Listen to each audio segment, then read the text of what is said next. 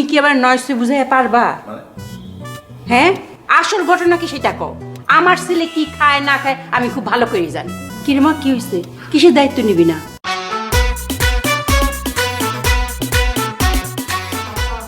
বল। একটা অঘটন হয়ে গেছে। ঢাকায় আসাটাই তো একটা বিরাট অঘটন। ঢাকায় আসার পর থেকে তো কোনো ঘটনার কথা শুনতেছি না, যা শুনতেছি সব অঘটনের কথা শুনতেছি। তোর অঘটনের কথা নির্ভয় বলে ফেল, বল। আমার অঘটন না, আশিক একটা দুর্ঘটনা ঘটেছে আব্বা। এটাও তো পুরান কথা। আশি কোনো ঘটনা ঘটাতে পারছে? কোনো দিনও তো দুর্ঘটনাই ঘটেছে। এবার কার সাথে? লকেটের সাথে। লকেটের সাথে মানে কি? আরে লকেটের সাথে না ওরা তো ভালো সম্পর্ক, তার সাথে আবার লাগে কি করে? লকেটের সাথে লাগে নাই আব্বা। ঘটনা হইলো লকেটের একটা বান্ধবী আছে, নাম তামান্না।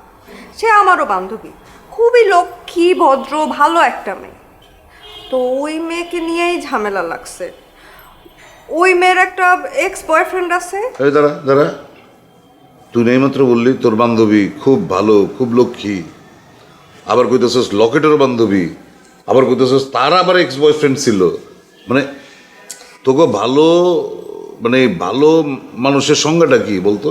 সেগুলা পরের কথা আব্বা, সেগুলা মূল বিষয় না। মূল বিষয় হইতেছে তামান্নার একটা এক্স বয়ফ্রেন্ড আছে।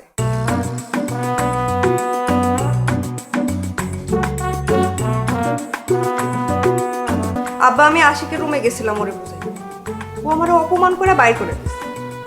এখন আব্বা তুমি যদি এই ঘটনার বিচার না করো, আমি কিন্তু আর ওর কোনো কিছুর দায়িত্ব নিব না। কিরে মা ঝুমুর, তুই কিসের দায়িত্ব নিবি না? আরে তোমার ছেলে আশিক, এই ছেলে ঢাকায় আসার পরে মিষ্টির নেশায় পড়ছে। উঠতে বসতে খালি মিষ্টি খায়, এটা কোনো কথা? এই বয়সে তো মিষ্টি খেলে পরে ডায়াবেটিস হবো না?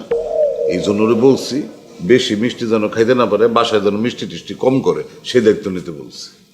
তুমি কি আবার নয়সে বুঝাইয়া পারবা? হ্যাঁ, আসল ঘটনা কি সেটা কও।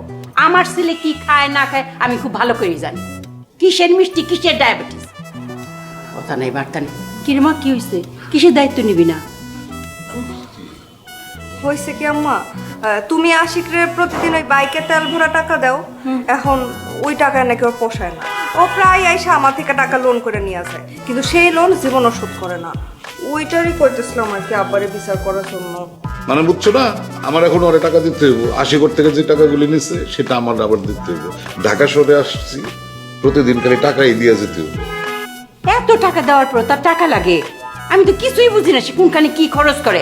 আশিক আম্মা আম্মা আম্মা আমি তোমার কাছে বলছি, তুমি কেন মাথা গরম করতেছো? ডাইকাই না বুঝাই। আব্বা বুঝাইবো আম্মা, তুমি মাথা গরম করো না। তুমি জানো না আশিক তোমার একটু ভয় পায়। থাক বাধ্য বাধ্য, আমি কথা কম আশিকের সাথে। আব্বাই কথা, আমি যাই। দিব না টাকা দিব তো। তোমার ফ্ল্যাট কই? কই দক্ষিণা বাতাস? কই বারান্দা? কই বৃষ্টি? বৃষ্টি আসলে পানির মধ্যে পাঁচু বাবু কোথায় সব? আচ্ছা, অবুঝের মতন কথা বলো কেন? বৃষ্টির সিজন মাত্র শেষ হয়েছে, এখন বৃষ্টি আসবো কই থেকে? আগামী সিজন আসুক, বৃষ্টি আসবে, বাড়িতে নতুন বাড়িতে ওইটা তুমি বৃষ্টির পানিতে ভিজবা। কি তোমার সাথে কি বাবলি সাহেব কি কোনো যোগাযোগ নাই তার?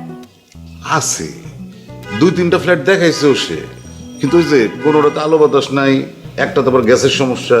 তো গ্যাসের সমস্যা হলে সকালে তুমি নাস্তা করবা কেমনে? এই সব কিছু মিলে আরেকটু খুঁজতেছে। কবে খুঁজবা? কবে খুঁজে পাবো? কবে নতুন বাসার মধ্যে উঠবো? আমি তো কিছুই বুঝতে পারতেছি না। দেখি